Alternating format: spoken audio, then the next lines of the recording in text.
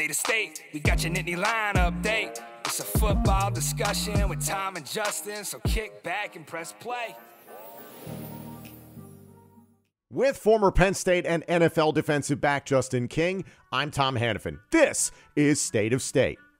This podcast is presented by BetOnline. The NFL playoffs are underway, plus the NBA, the NHL, combat sports, and more are in full swing. BetOnline has you covered with all the up-to-the-second odds, news, and scores. Head to BetOnline today and remember to use our promo code BELIEVE, that's B-L-E-A-V, for a 50% welcome bonus on your first deposit. State of State is presented by BetOnline, where the game starts.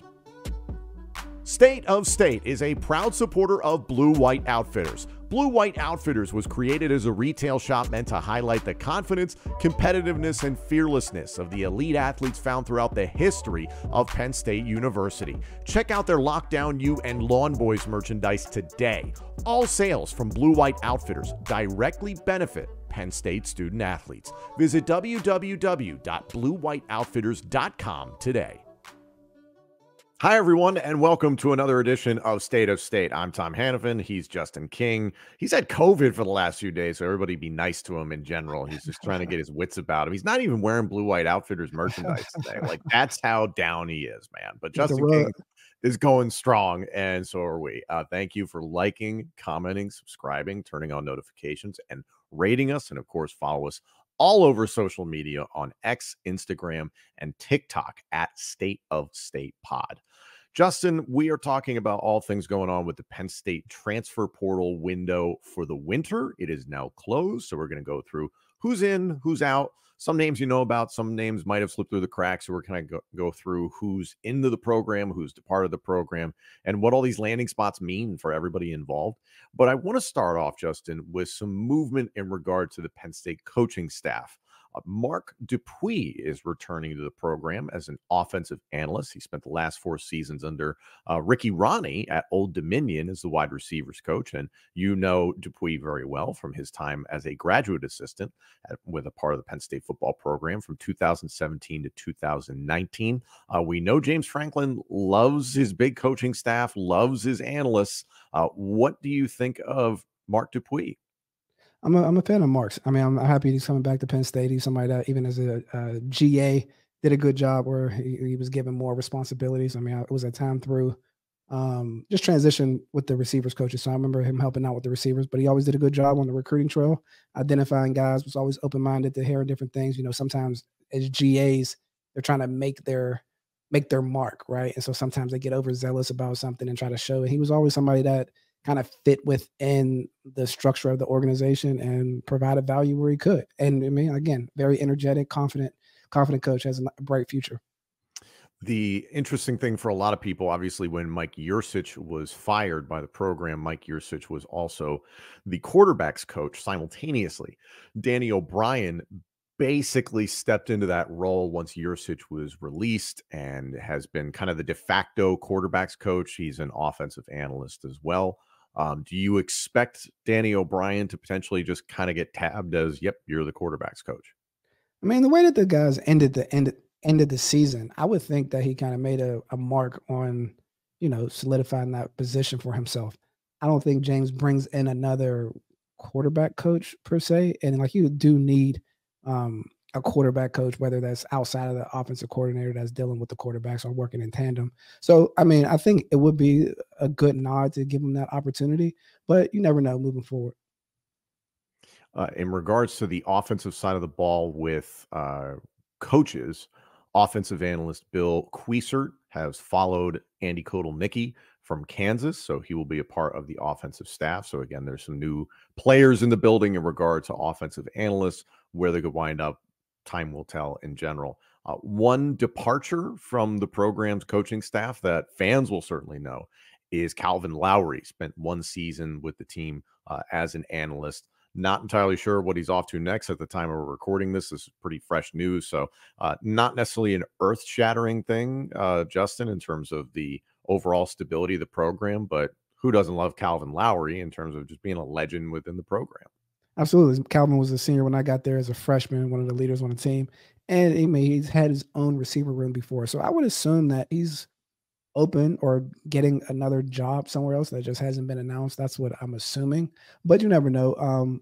But it's tough to see him go, but it's always cool for Letterman to come back and I guess I would say like serve their time at Penn State and on the other side as a coach. So I mean, the couple games that I went to this week, this past season, actually was on the sideline with him. You know what I mean? So it's like pretty cool.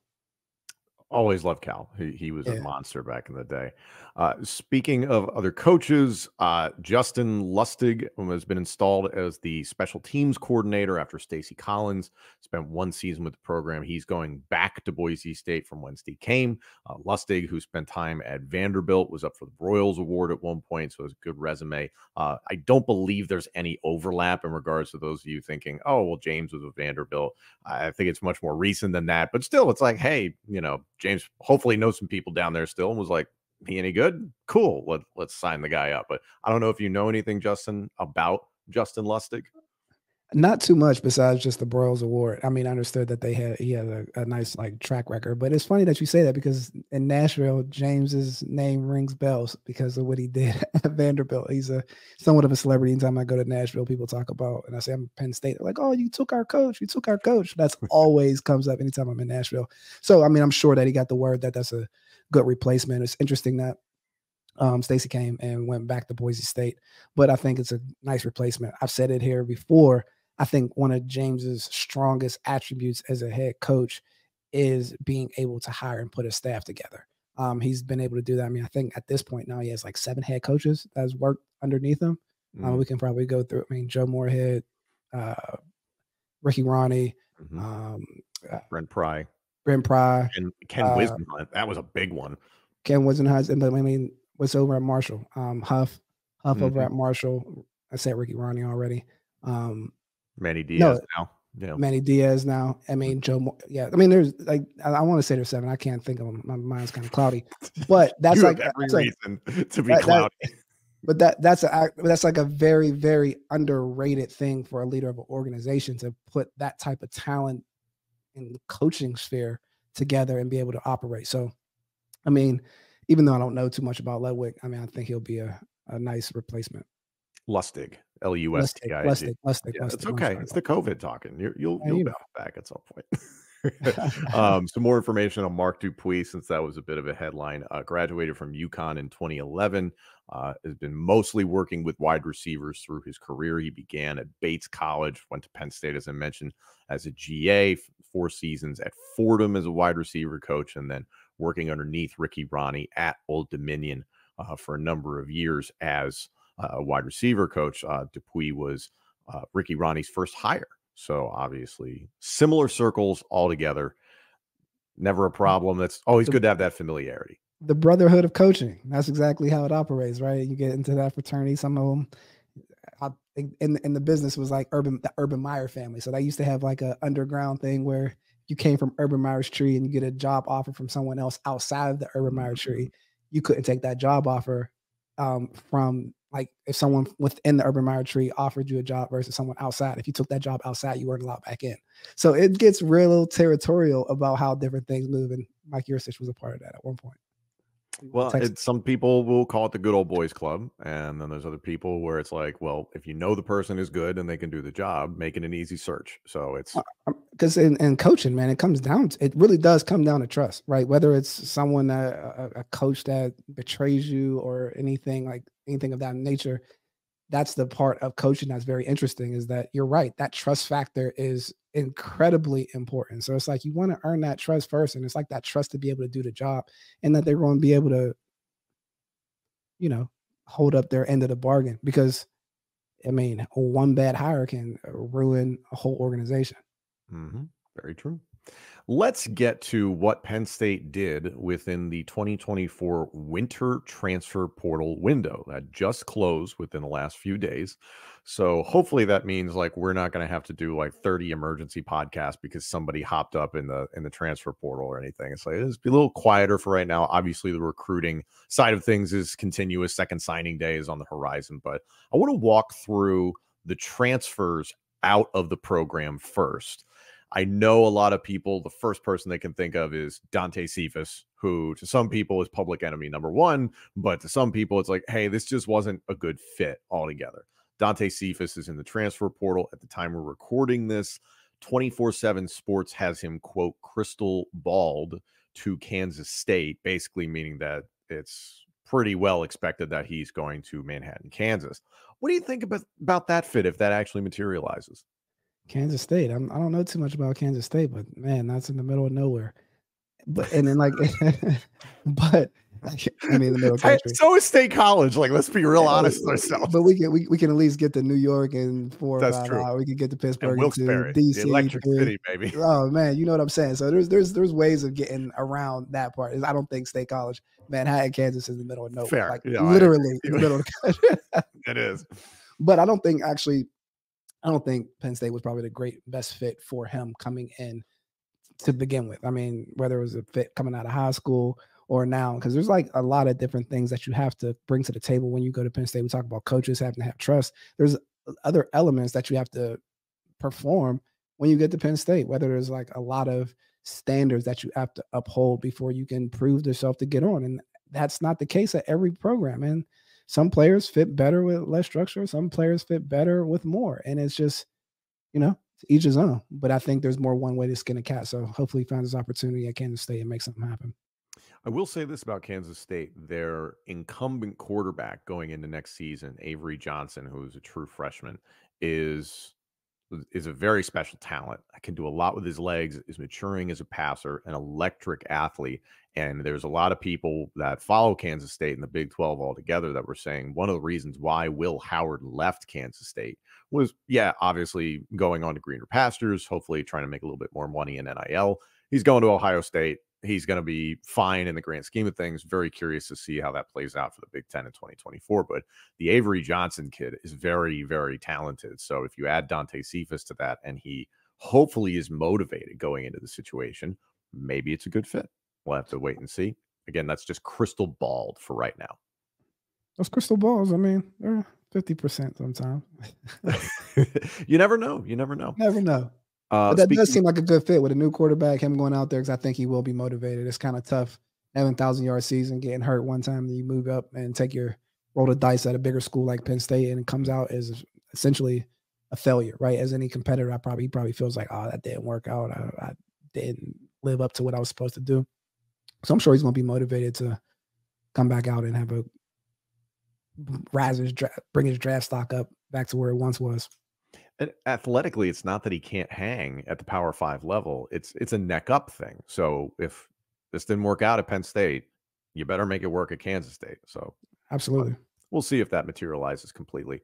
Speaking of wide receivers that went into the transfer portal, Christian Driver, the son of Green Bay Packers legend Donald Driver, went into the transfer portal as of December 4th. He committed to the Minnesota Golden Gophers. Christian was still very much a work in progress when he came to Penn State. And that, Justin, if I have it correct, I think he came in as a defensive back and was confirmed as a wide receiver. Or do I have that backwards? Not sure. I know I used to work out with his dad in Dallas, Donald Driver, but I know his dad was a receiver, right? I used to play against him for the Packers, a very, very good receiver. But I think I assumed that he was a receiver, to be completely honest. So I'm not even sure about him coming in as a defensive back or not, because they've always been pretty loaded on that back end lockdown U. But yeah, I mean, it's interesting to see him leave, but it's the name of the game today. Minnesota's an interesting landing spot. Not necessarily that it's a loaded wide receiver room right now, but Ethan Kaliakmanis, the incumbent starter, hopped in the transfer portal. So kind of wide open for PJ Fleck and company, who continue to have success in the postseason. But I think this is just me. I don't think the PJ Fleck shtick works beyond a certain level. That row the boat stuff, I just find it very, very hollow. It's very me. It's very used car salesman. And it's not to say that Minnesota is a bad program or even a low program, but in the grand scheme of college football, if you're on the outside looking in of the top 25 and PJ Fleck is coming to you with like, oh, we put oars on our helmets and stuff like that, I'm like, I don't care. It's interesting that you say that, because I think that's like comes down to expectations of ecosystems, right? Whether it's a Mhm. Minnesota, whether it's a Texas A&M, Alabama, it comes down to what are the fans and the supporters expecting. Some schools like a Northwestern are expecting 8 wins. Everyone's happy. You see at Penn State, 10 wins, 11 wins, 3 losses. We're pissed off, right? Ohio State, they lose 2 games. They tear everything down, fire everybody. So it always comes down to that expectation. So with that being said, I don't know if that row the boat works at a top tier school, but at Minnesota, it has proven to work for what he's been doing, right? To get the 8, 9 wins and be a competitive football team. And that's always really interesting when you look at different programs of like, is there alignment in the expectations and the productivity? Because that's kind of how you should chart your path or you chart your strategy to hit your goals. Mhm. Also confirmed a transfer within the Penn State program. This was back in December. Alex Pachetta, punter, is off to Rice. Honestly, at that position, it really almost doesn't matter what program you go to. If you are a good punter, kicker, special teams guy, the league will find you. In your experience, when you've worked in the XFL or even Penn State's recruiting staff or anything like that, what is that like from the pro level looking at those specialist positions? I mean, it's probably the most analytical evaluated position, period, right? You're just talking about how long the hang time is, like how long someone's punting the ball.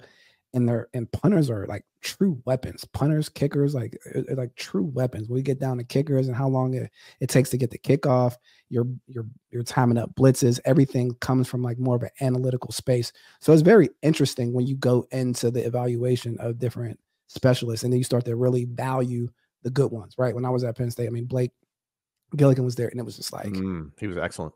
I mean, exactly, right? And there was a lot of times where like he literally switched the field, like, 70 yards. And it's just like you don't really pay attention to that. Maybe sometimes a casual fan misses it. Oh, that's just a punter. Or even someone like, I mean, like a Pat McAfee playing against him in high school, or just even um the value that a automatic kicker has and a booming punter that they bring to your football team.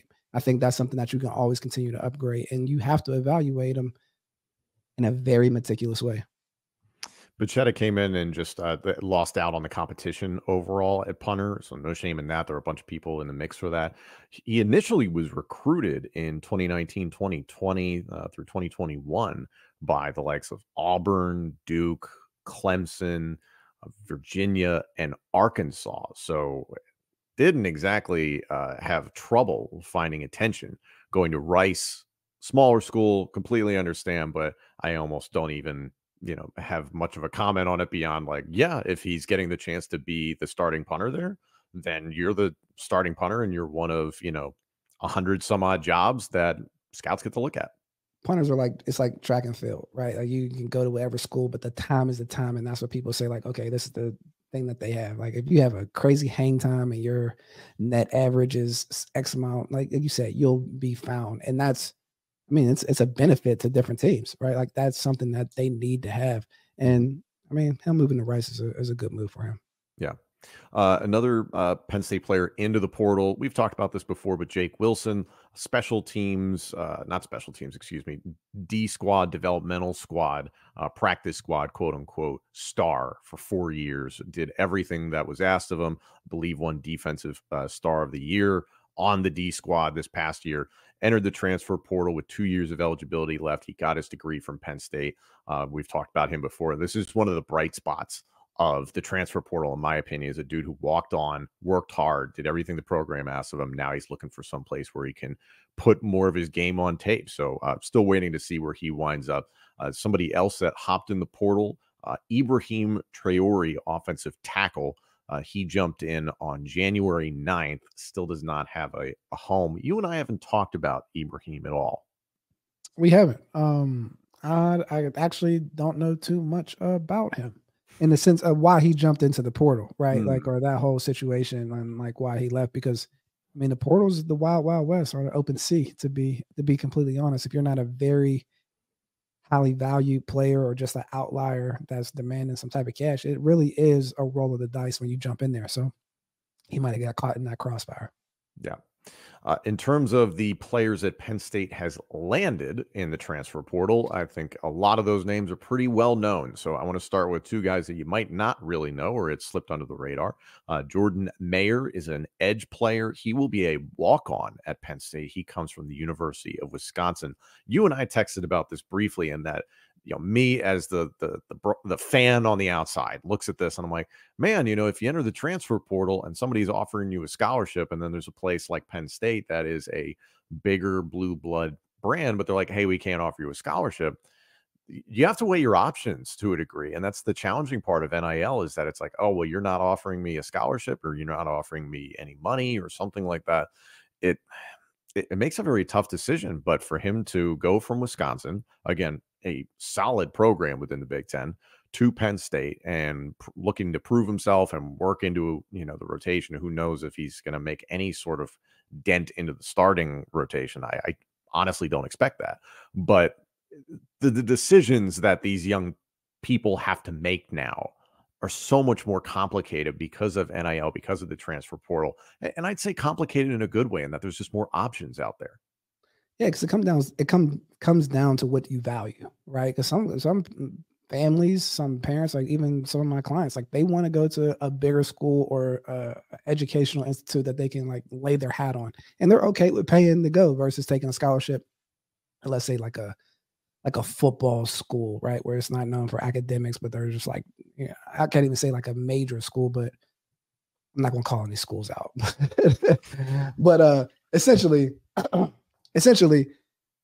a lot more athletes are deciding to whether it's pay their way to go to school and walk on for the opportunity to get that scholarship somewhere else after, because okay, you prove yourself at a place like Penn State, or you prove yourself at a Power 5 university, and then you got the Ivies and these different schools that are now recruiting from like the reserves at these big schools to kind of transfer down. And then you go to like a school like a Yale or something like that, and you're on scholarship. So you really never know just the route, the avenue of development with a lot of these players, but it comes down to what they value and how they can set themselves up to win. Because I don't know how everyone decides it, right? Everyone's, again, what they value is different, but ones that want to play football, they sometimes want to be in a bigger school. Sometimes they want to be in the alumni association, make the different connections. It's like, I'm going to take full advantage of this college experience. Other ones are like, hey, I'm going to use this school to pivot and bounce and go to another school. And so it's very interesting. The thing there where I think these young people get confused is when they don't have a plan, and it's just kind of going out, and it's just like emotional, like, oh, this person's hitting me up, or I can go play in front of 110,000 people. Like that's not the reason, right? Like you can see yourself developing here. You can see like the residual impact of you going to the school. And when you can see past some of these initial treats or whatever, just like prolong the rewards, I would say. I mean, you can really set yourself up in different areas in this football game to where, because your goal is to be the best that you can be at 22, not necessarily 18, not 19, but 21, 22, like whatever you can do within that path. And now that it's opened up to where you can kind of devise your plan, it's interesting, but have a plan is what it comes down to. Yeah, you make a very good point. Another transfer portal acquisition, kicker Chase Meyer comes from Tulsa. This could be good timing altogether. Alex Felkins is off to the National Football League. Riley Thompson at punter is sticking around for a few more years. So an opportunity to compete. I think that's pretty much what Penn State pitches to you in the transfer portal is, yeah, like looking at a guy like Julian Fleming, you could very well come in and be the number one wide receiver, but you're going to have to compete for it. And I think that's what Chase Meyer is getting here. Sure. I mean, that's core, one of the core values at Penn State, where I think competing is number one. And that is pushed to recruits. That's pushed through the offseason. We talk about camps. I think they're one of the few programs that still have probably 90% plus players that they sign come to camp and actually compete. It's almost like a prerequisite to see, like, what are we actually dealing with? Is this person just happy to get the offer? Is this person willing to still compete? And so it always brings me back to when I'm dealing with families or not wanting to go to camp or for whatever reason, I just tell them, like, Micah Parsons was like top 4 player in the country, like when it was over. And his senior year, he would come to camp looking to embarrass people. Like that was like his thing. Like, and so like that, if that's the standard that this staff has seen from successful people, and you can kind of go through, I got a track list of guys that didn't come to camp and we end up still taking them and they end up transferring out because we kind of let things slide. And so I think that's a prerequisite, trying to figure out like what is the competitive nature of this individual. And to do that, you have to sell that. And it's like if the ones that don't want to compete, they'll probably turn the other way and go somewhere else. Welcome to Penn State, Chase. Let's go through the big four that everybody's been talking about. I want to start with Nolan Rucci, offensive tackle coming from Wisconsin to Penn State. He is a legacy. His father, Todd Rucci, playing once upon a time at Penn State to great success. Speaking of players that, nobody's getting handed anything. However, there is this external expectation that he could land in one of the starting tackle spots. A lot of people have pointed to right tackle. And frankly, the offensive line for Penn State is really interesting going into 2024. And that I think this year there's a lot of comfort and there's some familiarity. You had obviously Olu Fashanu at left tackle. You felt awesome about that. Then at left guard, he came into the season with Landon Tangwall. Unfortunately, he had to medically retire from football, so that was a huge blow. I don't think people realize that enough in terms of the way this offensive line performed. Not that it was horrible in 2023, but still what could have been had Landon been able to play and play for multiple years, what he could have blossomed into. So that's unfortunate, but we as friends of Landon has been on the show before. We're just glad he has his health, period. Absolutely. You got Hunter Norzad, transfer from the Ivy League, plugged him right in at center, did just fine. Then you get in right guard, Sal Wormley, who had been out the season prior, was expected to be the starter, got the whole season to be the starter at right guard, and Caden Wallace at right tackle, certainly made some strides. Now it's like, okay, Fashanu's off to the NFL, Norzad's off to the NFL, Wallace is off to the NFL. So the guys that are coming back that are in the mix are Drew Shelton, J.B. Nelson, Vega Ioane, Nick Dawkins. Anthony Donko played a considerable amount in the Peach Bowl and actually looked good at right tackle. And then you also Sal Wormley at right guard. So a lot of familiarity there. You throw Nolan Rucci into the mix, and Phil Trautwein has done an excellent job of recruiting young, promising offensive line talent. But still, it's a lot of, hey, everybody compete, and we'll see what we have in August and September. Where do you see Rucci fitting in the grand scheme of things? I think he's a player that you bring in. We bring in a tackle like that as a former 5-star, especially coming from Wisconsin. Like you do bring him in to kind of plug and play. And I have a funny story because we were actually, when I was there, we weren't recruiting him. We were recruiting his older brother. So he has an older brother that plays tight end that I think ended up going to Wisconsin. Hayden Rucci, yes. So he was like the little brother that was coming up, probably like 3-4 years younger. He might have been 7th and 8th grade. And we just looking at him like, dude, this dude's a monster. Like, who's that kid? Like, your brother, right? Because his brother was a bubble guy for us. I mean, we ended up taking Pat Fryermuth that year. So, I mean, we took the right. All's well that ends well, yeah. So, and Zach Kuntz, who ended up going to the NFL as well. But, so when you look at that, and we remember taking him in when he was at camp, just walking around as the little brother, like, hey, man, come over here. Let's get your measurements real quick. And I remember him being like 7th or 8th grade, being like 6'4", like 275 or 6'5", 275. He was like a 7th and 8th grade. I was like, hey, man, I don't know if we're going to do with the older brother, but the younger brother, we need to turn the heat up now. He was like in 8th grade. So it's funny to see the whole thing come to circle and him go to Wisconsin and then transfer back to Penn State. So pretty cool. So I'm expecting him to step in and play. I had a chance to play with his brother for a little while at Wisconsin. So like that type of bond, that's special. I think that's really cool that he got to do that. But now going to Penn State, it just feels right. And you talk about that evaluation from a few years ago. It feels promising. And he's a legacy as well. So he's like coming to a school where his dad, and I want to say dad and mom went there, to be honest. I don't know about the mom off the top of my head. You might have to. I want to say she. I want to say she played field hockey. I want to say they both did. You look it up, and I'm going to dive into the next guy. Yeah, you got it. I'm 90% sure, but go ahead. Obviously, the hood ornament, I guess you could call, for this transfer portal class here in the winter is wide receiver Julian Fleming, coming from Ohio State to Penn State. There was so much talk about Julian Fleming coming to Penn State in the first place during this transfer portal season. At one point, it looked like he might go to Nebraska because Kyle McCord looked like he might go to Nebraska. So some flirtation there. Things changed at Nebraska. Obviously, they got Dylan Raiola, who is legacy ties to the University of Nebraska, flipped him from Georgia. Then Kyle McCord was off to Syracuse. So that kind of left Julian Fleming with a decision to make. Not saying that he was locked in on Nebraska to begin with, but there were people suspecting he might become a Cornhusker. So he comes to Penn State now, and everybody's really excited about it. And kind of like you were just saying with Nolan Rucci, is that Nolan Rucci, there might be the expectations he's a plug and play. You're certainly going to plug and play Julian Fleming, but now it's like, okay, the top three wide receivers being Fleming, Wallace, and Keandre Lambert-Smith.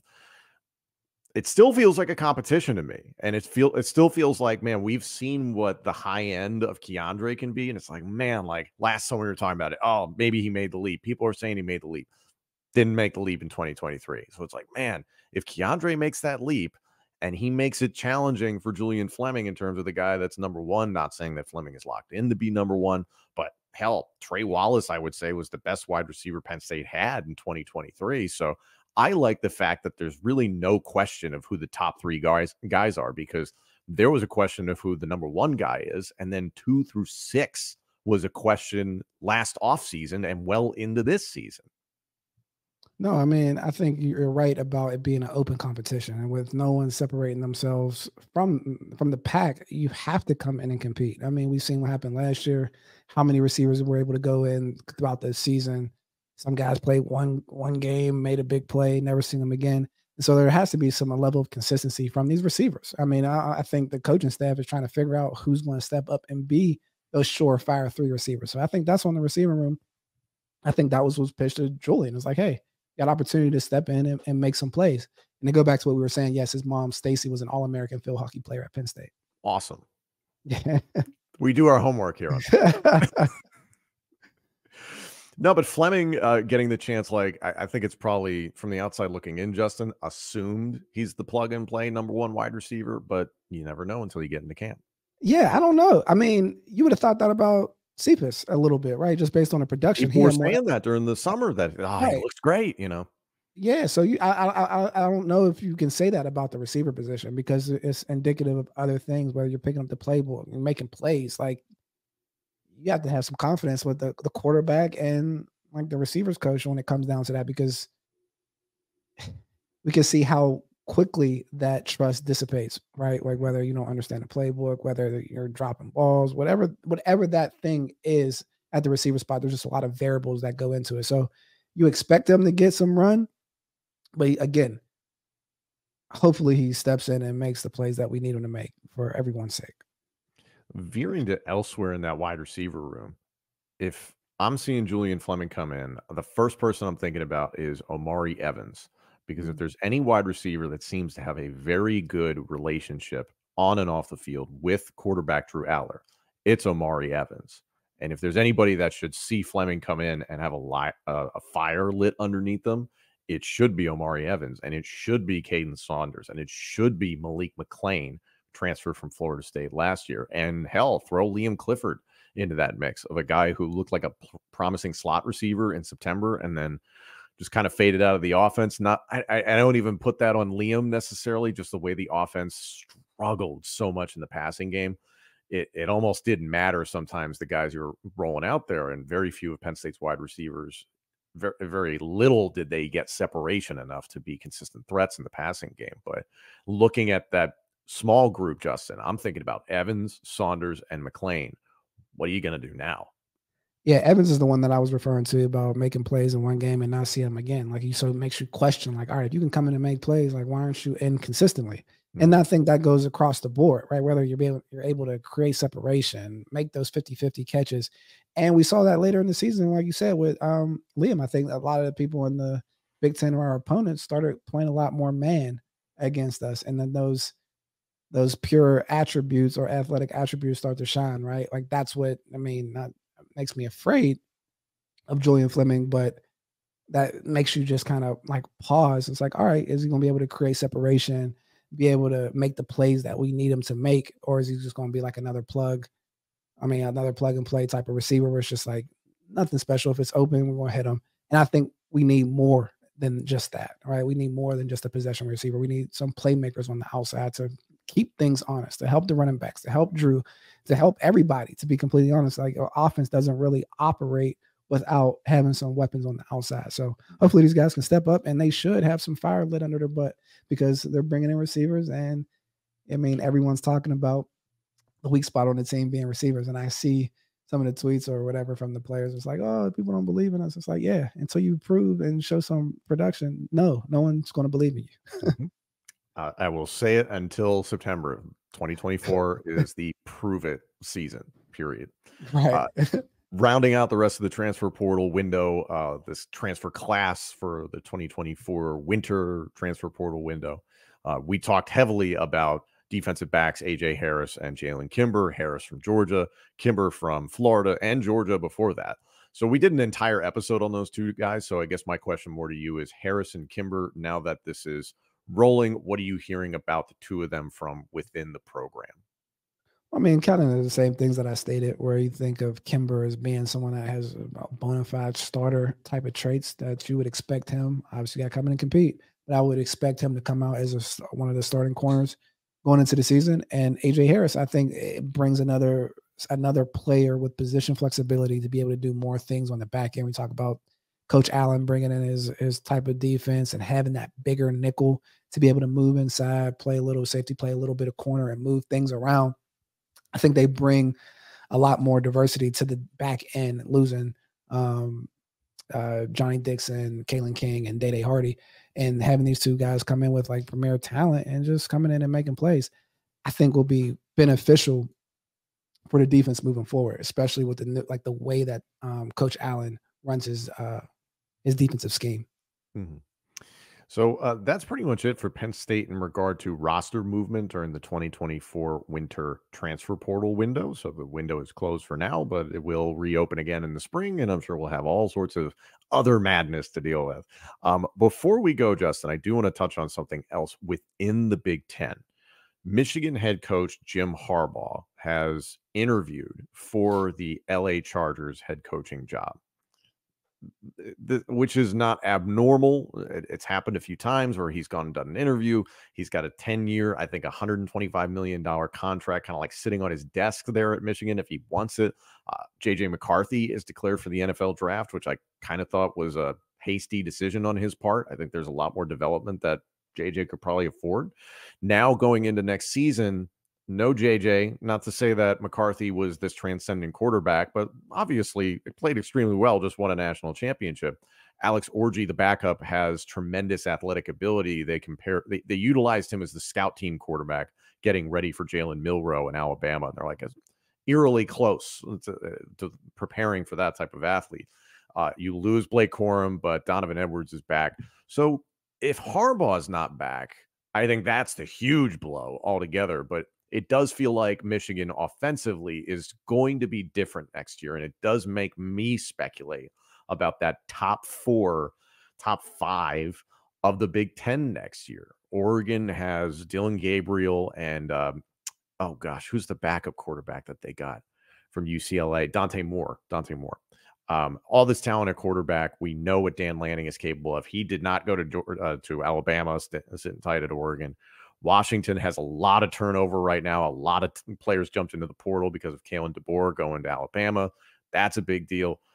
Ohio State looks like they're loaded with offensive weapons, but is Will Howard this huge step up from what you're losing with Kyle McCord or what you have with Devin Brown? There's all these questions now. I'm like, if Harbaugh leaves, that's a huge domino to fall. How do you feel about that top 5? And I'm including Penn State in it, that top 5 of the Big Ten in 2024. I mean, I've said it before. It's going to be a slaughterhouse, but it's going to be interesting if Jim Harbaugh leaves and goes to the NFL, because I think we'll see the same thing that happened to Alabama, where it's kind of ransacking the team. Everybody kind of jump into the portal from that standpoint. So it's just like a free-for-all of talent. But with that being said, the Big Ten is going to be one of the most dynamic conference in the country next year. I think with all these teams coming in there, just the type of football and like where the different schools are throughout the country, I think makes for very interesting matchups, right? Just from the stylistic of the fights or the games. But I mean, Oregon coming in strong. UCLA's on, like, they're ramping up. We got UW that played in the championship. We know what Ohio State is. We know what Michigan is. And we're still trying to figure out what we're going to be, right, as we're building on top of a 10-3 season. So with that being said, I mean, it's a roll of the dice to see how it's going to come out. But I think there's going to be some pretty upset teams at the end of the year because someone has to come in fourth and fifth. And then inevitably somebody's going to be in the outside looking in when it goes to the 12-team playoff for postseason play. So absolutely. It's going to be challenging.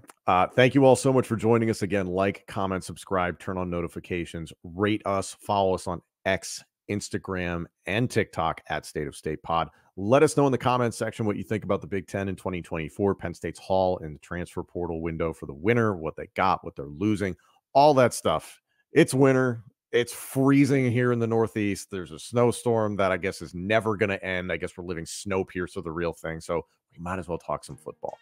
Thank you, everybody, for tuning in, and stay warm.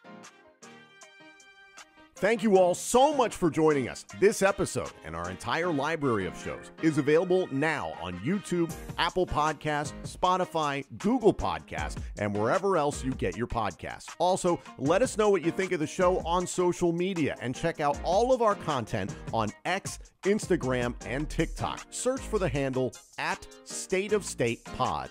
State of State is presented by Bet Online and by Blue White Outfitters.